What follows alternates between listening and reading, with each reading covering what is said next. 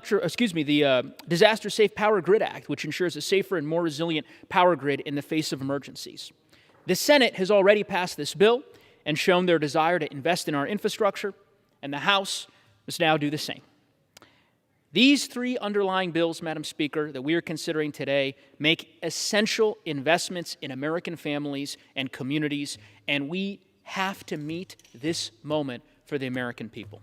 And so with that, Madam Speaker, I'll reserve the balance of my time. The gentleman reserves. The chair recognizes the gentlewoman from Minnesota. Thank you, Madam Speaker. I thank the representative from Colorado for yielding me the customary 30 minutes, and I will just say it has been a long and bumpy road to get here, so I'm happy to finally be here on the floor with the rule. And I yield myself as much time as I may consume.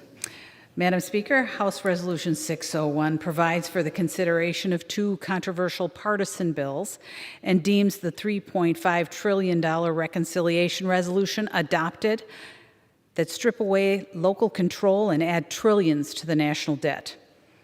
The bill deemed adopted under this rule is S-Con Resolution 14, the $3.5 trillion tax and spending bill that passed the Senate earlier this month. Madam Speaker, prices are at a 13-year high and inflation is rising. President Biden has already spent $1.9 trillion and is now looking to spend an additional $3.5 trillion, all while his administration pays Americans not to work and stifles our robust economy. Not only does this budget call for the highest sustained federal spending level in American history, but it also amounts to a whopping $68 trillion over the next decade. It raises taxes on the American people, ships jobs overseas, and taxes American employers at one of the highest rates in the world. It eliminates right-to-work protection and does nothing to address the historic flow of illegal immigration at the southern border. Democrats know their proposals are unpopular. They can't even get their own conference to agree. Instead, they're resorting to smoke and mirrors to push it through and hoping the American people aren't paying attention. Where is the transparency? If Democrats truly want to serve and help the American people, they need far more transparency and input from everyone, not just a few. This is no way to build a budget. Madam Speaker, then there is H.R. 4, which would make changes to the Voting Rights Act and strip state and local governments of their ability to manage their own elections. The Constitution places the responsibility for elections at the state level, and we have a long history of letting each state run their own elections. But H.R. 4 grants the federal government unprecedented control over state and local elections. It empowers the Attorney General to bully states and forces those states to seek federal approval before making changes to their own voting laws. H.R. 4 also provides incentives for advocacy groups to file as many objections as possible to manufactured litigation in the hope of triggering coverage under the Voters' Rights Act. We need safeguards that make it easy to vote and hard to cheat. H.R. 4 is not the solution.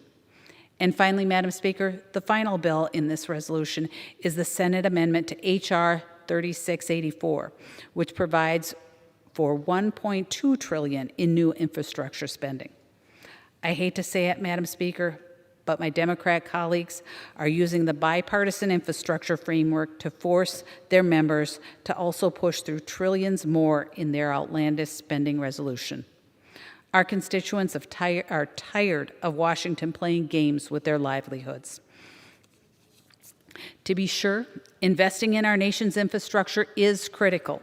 However, only a fraction of this $1 trillion plus bill is for roads, bridges, and other projects the American people would consider traditional infrastructure. With tens of billions for electric vehicle plug-ins, Amtrak, and light rail, if you live in a deep blue city, this bill is for you. But if you're one of the millions of Americans in a more rural area, this bill leaves you behind. Madam Speaker, our country's infrastructure should not be tied to the Democrats' partisan spending spree, especially during a pandemic. But here we are. Until Democrats stop playing games and work with their colleagues on a truly bipartisan compromise, I urge my colleagues to oppose this rule and the underlying bills. Thank you, Madam Speaker, and I reserve the balance of my time. Gentlewoman reserves. The chair recognizes the gentleman. Thank you, Madam Speaker. I'm going to yield in a moment, but I just must say, with great respect for my colleague from Minnesota,